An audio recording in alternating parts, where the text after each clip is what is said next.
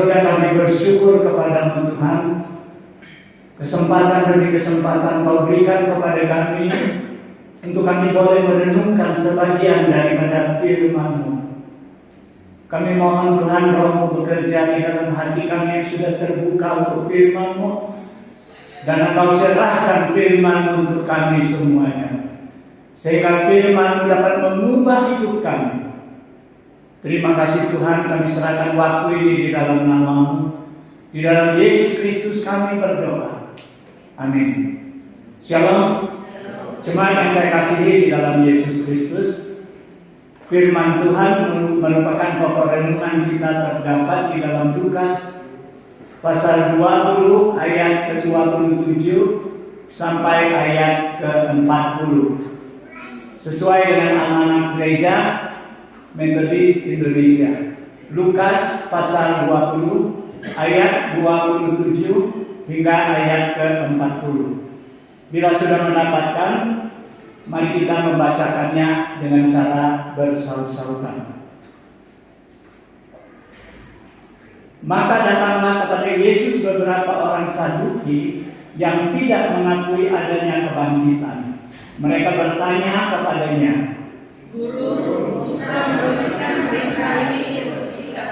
Jika seorang yang mempunyai saudara laki-laki mati secara istrinya masih ada, tetapi ia tidak meninggalkan anak, saudaranya harus kawin dengan istrinya itu dan membagikan keturunan bagi saudaranya. adalah 7 orang bersaudara. Yang pertama kawin dengan seorang perempuan, lalu mati dengan tidak meninggalkan anak. Dan oleh yang ketiga, dan demikianlah berturut-turut oleh ke-7 saudara itu. Mereka semuanya mati dengan tidak meninggalkan anak. Bagaimanakah sekarang dengan perempuan itu? Siapakah di antara orang-orang itu yang menjadi suaminya pada hari kebangkitan? Sebab ke-7-nya telah beristrikan dia. Jawab Yesus kepada mereka, orang-orang dunia yang tetapi mereka yang dianggap layak untuk mendapatkan bagian dalam dunia yang lain itu dan dalam kebangkitan dari antara orang mati tidak kawin dan tidak dikawinkan. Sebab mereka tidak dapat mati lagi.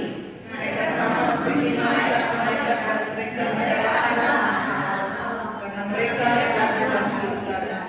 Tentang kebangkitannya orang-orang mati, Musa telah memberitahukannya dalam Nas tentang semak duri, di mana Tuhan disebut Allah Abraham, Allah Ishak dan Allah Yakub.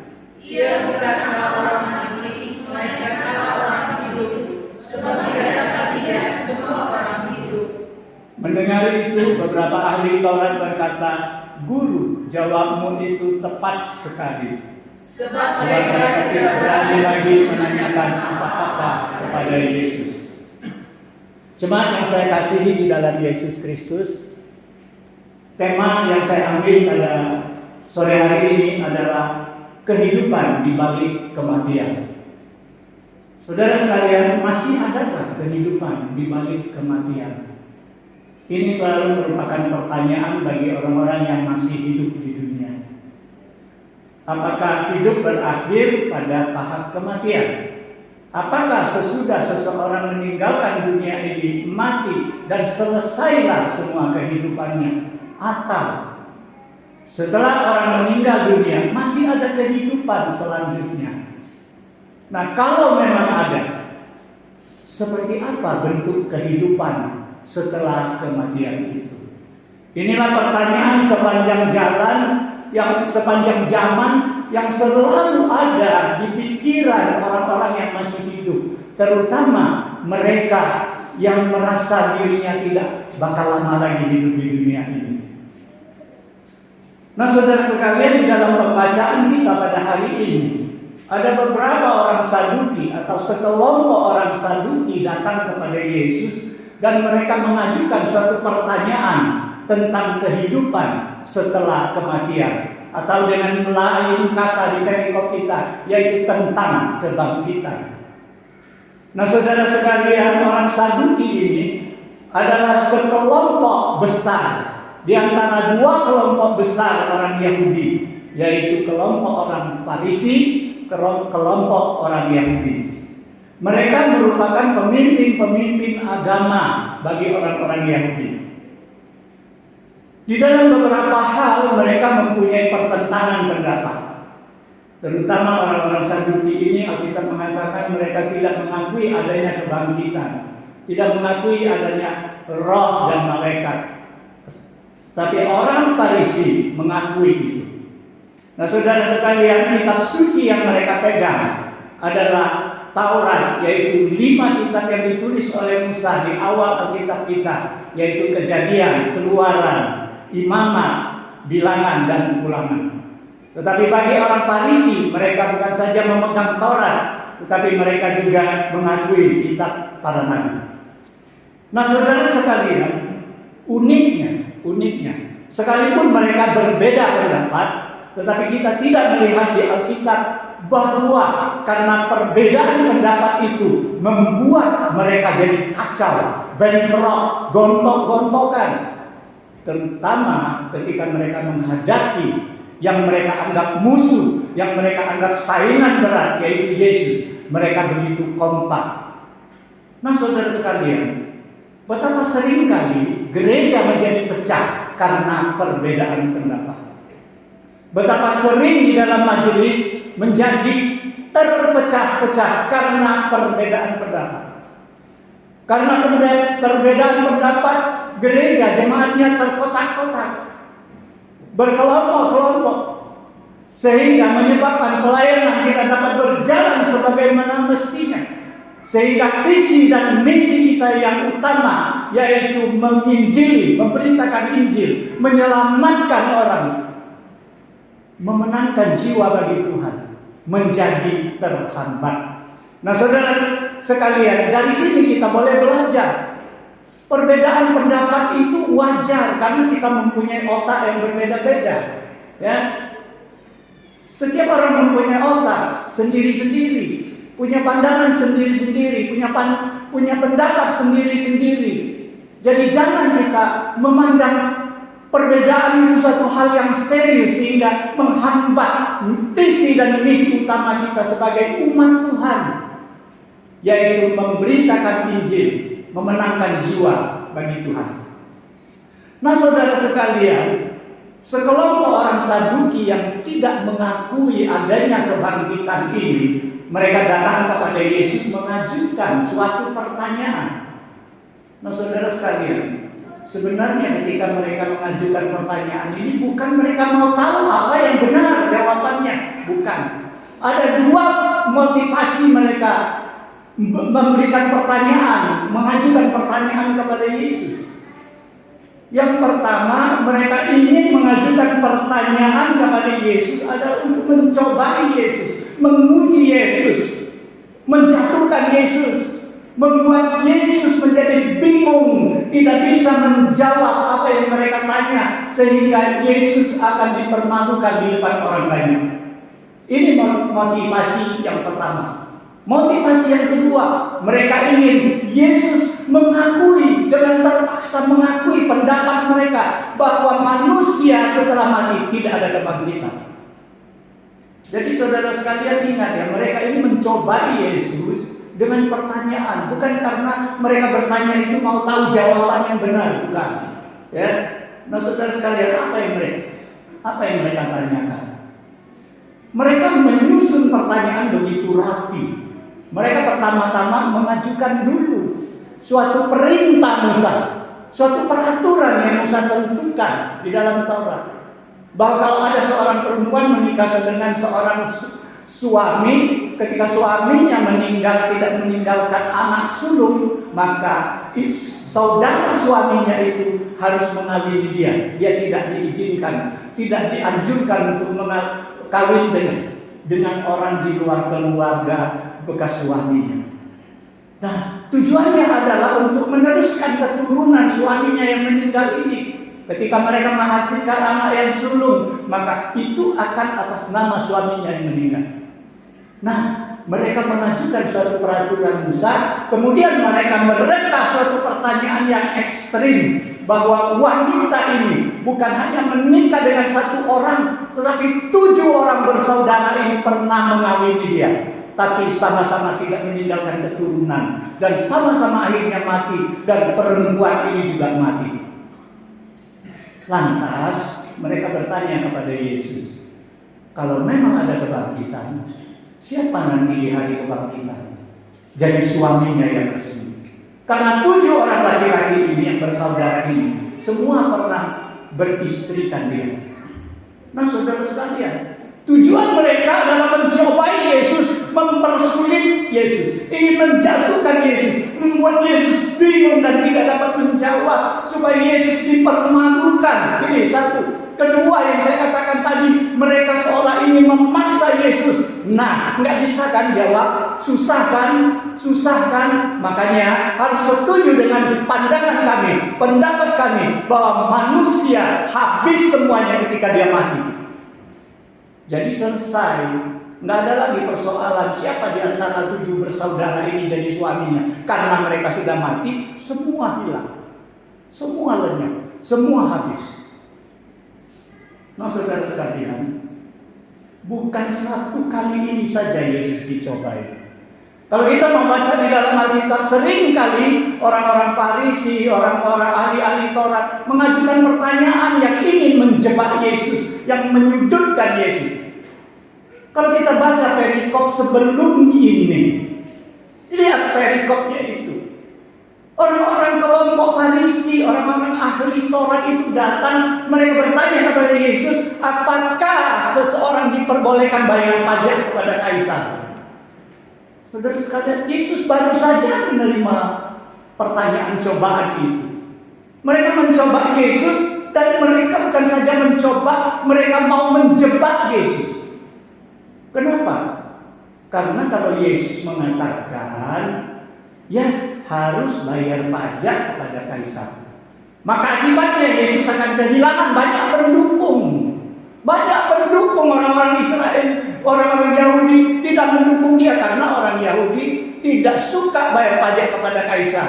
Itu sebabnya pemungut cukai itu dianggap orang berdosa.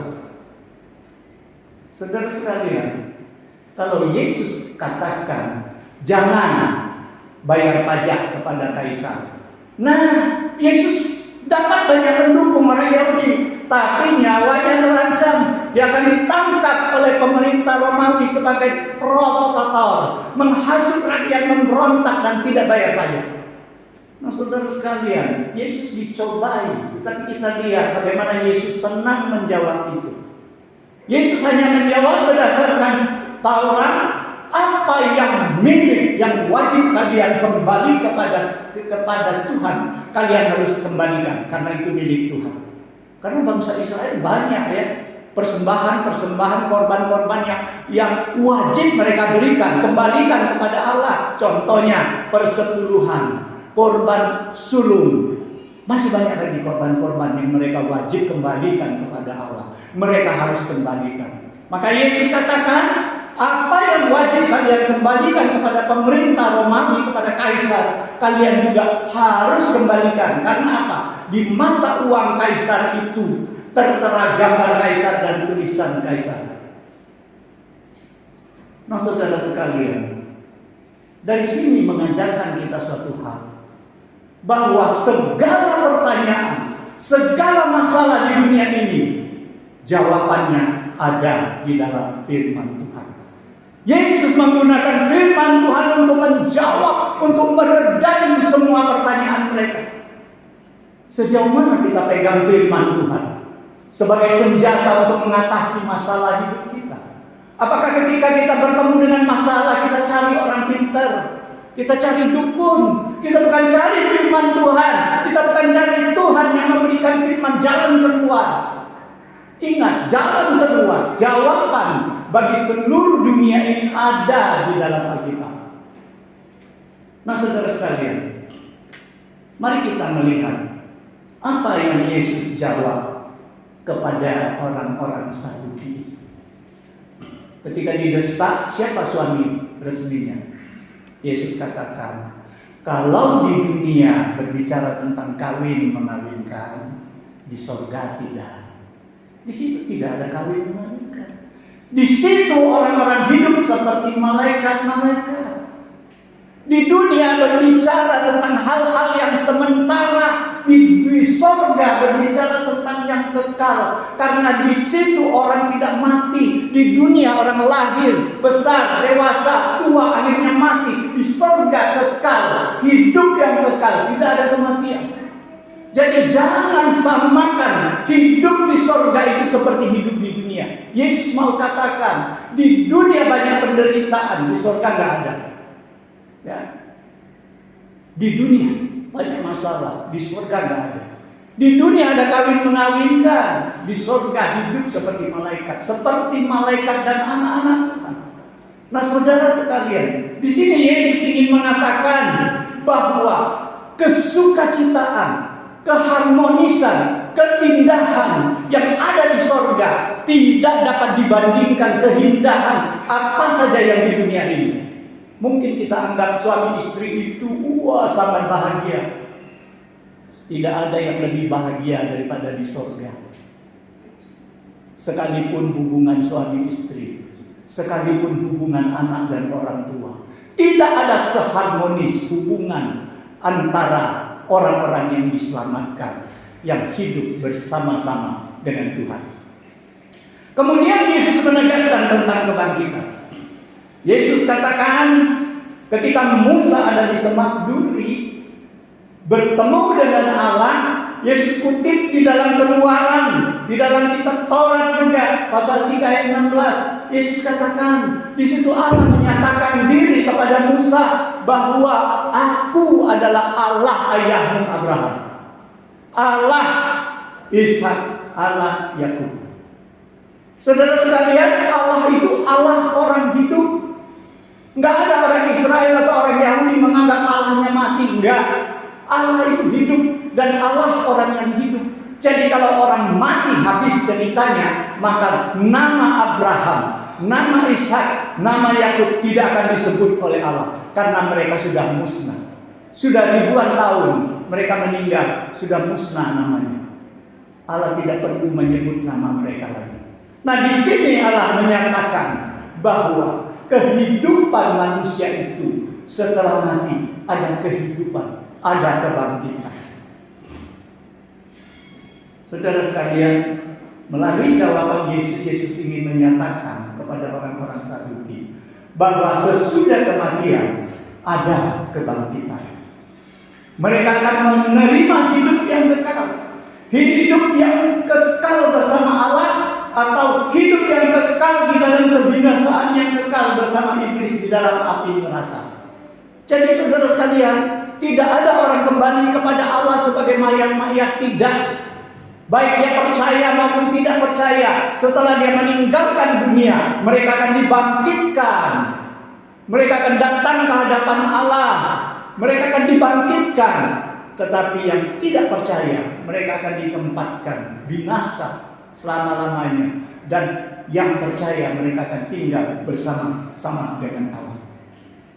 Saudara sekalian, mari kita lihat bagaimana tanggapan Paulus terhadap kebangkitan itu. Karena satu ketika Paulus ditanyakan oleh jemaat di Korintus, bagaimana sih? Ada enggak kebangkitan? Paulus mengatakan apa? Di dalam pasal 15 1 Korintus ayat 16 hingga ayat 19, di situ mengatakan, sebab jika benar orang mati tidak dibangkitkan, kata Paulus, maka Kristus juga tidak dibangkitkan. Nah, kalau Kristus tidak dibangkitkan, maka sia-sialah kepercayaan kita. Berarti kita tetap hidup di dalam dosa, kita yang ada di dalam Kristus tetap akan binasa. Kalau pengharapan kita hanya bergantung kepada Kristus saat kita hidup, maka kita manusia yang paling malang di antara segala manusia. Nah, saudara sekalian, Paulus mengatakan itu pendapat yang salah. Kalau mengatakan bahwa orang mati tidak lagi punya kehidupan, tidak dibangkitkan, maka kita semuanya akan binasa, dan Yesus juga tidak dibangkitkan. Tetapi apa yang kata Paulus? Yang benar adalah, kata Paulus, Kristus telah dibangkitkan dari antara orang mati sebagai yang sulung dari orang-orang yang telah meninggal. Itulah sebabnya kenapa kita percaya kepada Yesus. Karena kita tahu di balik kematian ada kebangkitan. Itu sebabnya kita ikut Yesus sekarang. Itu sebabnya kita mau percaya kepada Tuhan. Nah saudara sekalian, karena Yesus sudah bangkit terdahulu dan Yesus sudah membuka jalan kebangkitan bagi kita. Saudara sekalian, selanjutnya di dalam 1 Korintus pasal 15 ayat 35 hingga ayat 40. Di situ jemaat Korintus bertanya selanjutnya, kalau begitu bagaimana tentang kebangkitan tubuh? Bagaimana orang sudah mati, tubuhnya sudah jadi tanah, kemudian dia bangkit dengan tubuh apa dia bangkit? Saudara sekalian, Paulus mengatakan tidak ada kehidupan tanpa melalui kematian. Paulus mencontohkan kalau kalian menabur benih, benih itu tidak akan bertumbuh kalau benih itu sendiri tidak mati. Nah saudara sekalian, Paulus ingin menyatakan kepada jemaat Korintus akan tiba saatnya tubuh kita yang sementara, yang fana, yang banyak penyakit ini, kemah kita di dunia ini, ketika tubuh ini mati, maka kita akan mengenakan tubuh yang mulia yang diberikan oleh Tuhan.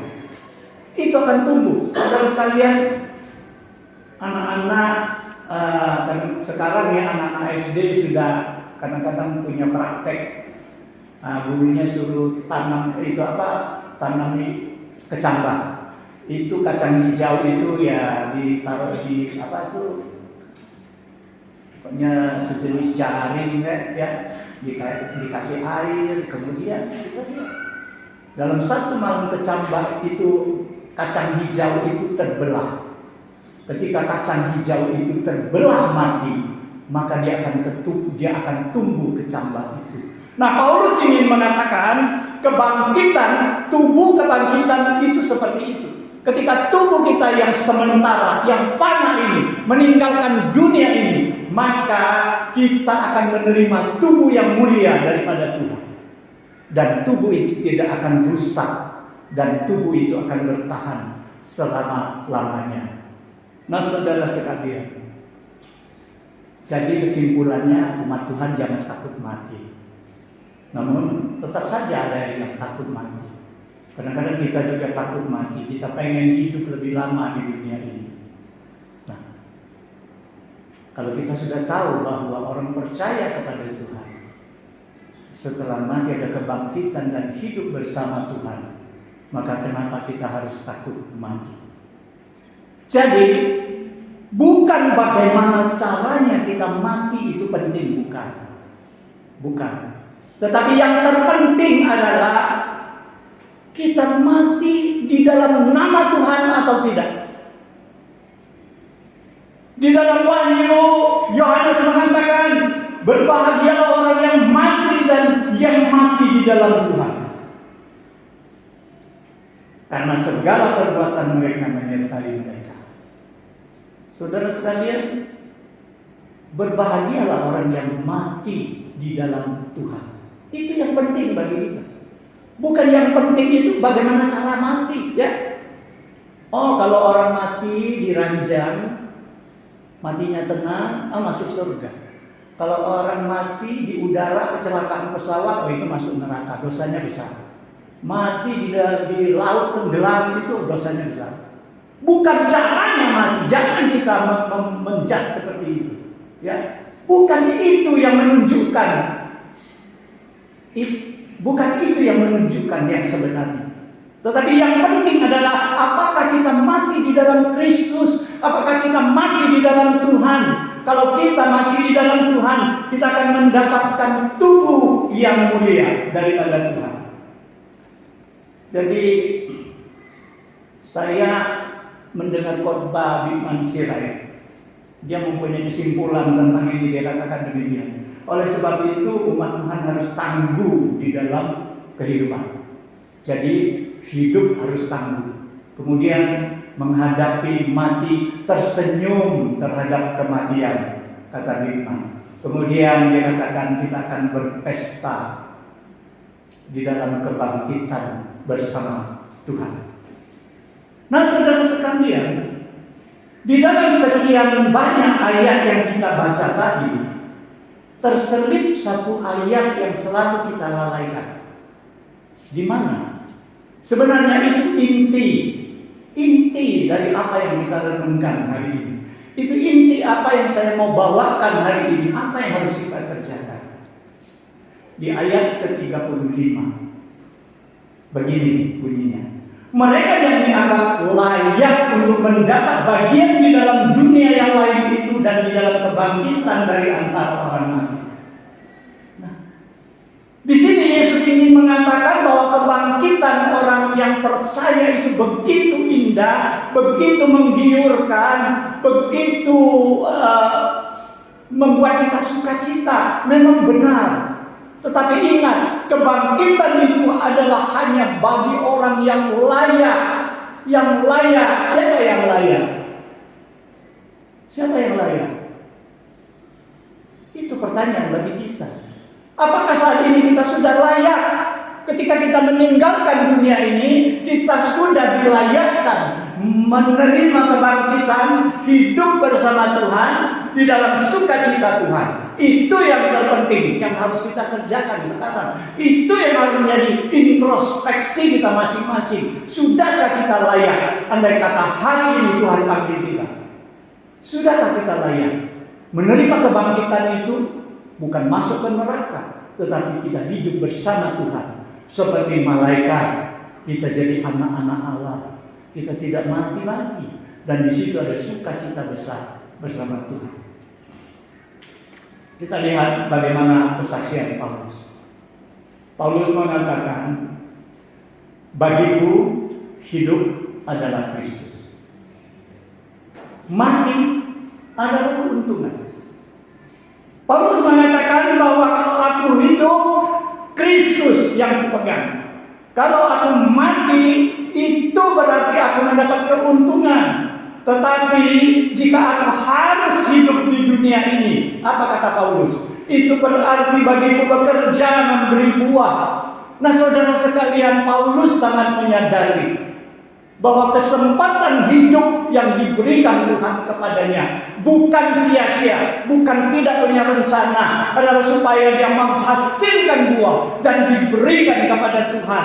Itu hidup yang berarti. Dia tidak takut. Dia pandang takut adalah keuntungan. Kalau aku disuruh pilih, aku lebih pilih kembali kepada Tuhan. Tetapi kalau saat ini Tuhan suruh aku hidup, aku harus hidup menghasilkan buah.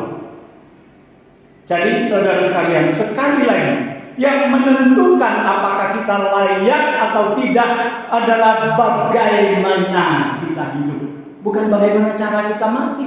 Seperti yang saya katakan tadi, oh mati harus di rumah, bukan.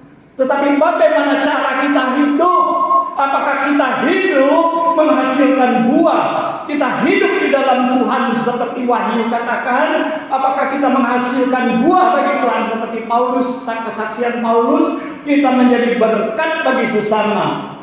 Saudara sekalian, saya ingat tahun 2016 ketika saya kena serangan jantung. Waktu itu saya ada di Jakarta. Saudara sekalian, jantung dipasang satu ring dan saya 2 hari di ICU. Kemudian saya kembali ke rumah 1 bulan istirahat di Jakarta. Dalam saat-saat istirahat saya tidak punya pekerjaan lain kecuali saya merenungkan kebaikan Tuhan. Saya pikir Tuhan belum menghendaki saya kembali kepada-Nya. Tuhan masih memberi kesempatan kepada saya untuk hidup. Lantas apa yang harus saya buat? Dan pada saat itu dengan tidak sengaja saya mendengar satu lagu rohani. hidup ini adalah kesempatan. Saya pikir lagu itu mungkin dimulai tahun 2016, karena itu lagu baru bagi saya. Saya sangat terharu. Saya ngomong dengan Mak, saya bilang, Mak, lagu ini saya mau nyanyikan. Lagu ini kena di hati saya. Hidup ini adalah kesempatan. Kalau aku hidup, kalau aku tidak mati karena serangan jantung, kalau aku diberi Tuhan hidup, berarti Tuhan masih beri kesempatan. Kesempatan itu kesempatan apa? Lagu ini mengatakan kesempatan untuk melayani. Saya terharu di refren lagunya mengatakan, oh Tuhan, pakailah aku selagi aku masih kuat. Saat ini aku masih mampu. Saat ini aku masih bisa melayani. Pakailah aku Tuhan. Karena akan tiba waktunya aku tidak berdaya lagi. Aku mau melayani, tidak bisa lagi. Biarlah pada saat itu aku sudah jadi berkat. Lagu ini saya nyanyikan ketika saya pulang ke pagar alam. Saya ingat ada kebaktian rumah tangga. Dan di situ saya dengan menyanyikan lagu itu. Nah, saudara sekalian, semoga firman Tuhan hari ini senantiasa mengingatkan kita bahwa hidup di dunia ini hanya sementara. Semua kita tidak tahu kapan kita akan meninggalkan dunia ini. Dan ketika saat itu tiba, apakah kita sudah dinyatakan layak bangkit dan hidup bersama Tuhan? Sebab itu jangan sia-siakan waktu yang Tuhan berikan. Layanilah Tuhan dan jadilah berkat bagi sesama, agar kita menjadi layak, menjadi umat Tuhan yang dilayakkan masuk dalam kerajaan sorga dan hidup bersama Tuhan apabila saat itu kita dipanggil meninggalkan dunia ini. Semoga firman Tuhan hari ini menggugah kita.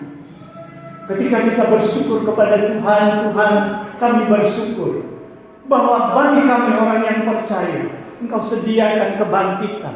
Kami akan hidup seperti malaikat. Kami menjadi hidup sebagai anak-anak Allah. Kami hidup di situ merasakan sukacita dan kebahagiaan bersama Tuhan yang tidak akan dapat dibandingkan dengan kebahagiaan di dunia ini. Ketika kita bersyukur, kita juga terketuk hati kita. Apa yang harus kita kerjakan sementara hidup masih diberikan kepada Tuhan, diberikan kepada kita oleh Tuhan. Mari kita hasilkan buah. Mari kita hidup tetap di dalam Tuhan. Karena Yohanes mengatakan berbahagialah orang yang mati di dalam Tuhan. Karena perbuatan mereka akan menyertai mereka. Mari kita berdoa. Bapa di surga, kami bersyukur kepada-Mu Tuhan untuk firman-Mu yang singkat ini. Kami mohon Tuhan firman-Mu menjadi suatu makanan rohani kami dan akan menggugah dan mengubah hidup kami. Sehingga kami tahu tanggung jawab kami di depan Tuhan. Kami bersyukur akan berkat kebangkitan yang sudah janjikan kepada kami. Dan berikan kami hati Tuhan untuk tidak menyia-nyiakan waktu kehidupan kami yang Tuhan masih berikan. Terima kasih Tuhan. Di dalam Yesus Kristus kami berdoa. Amin.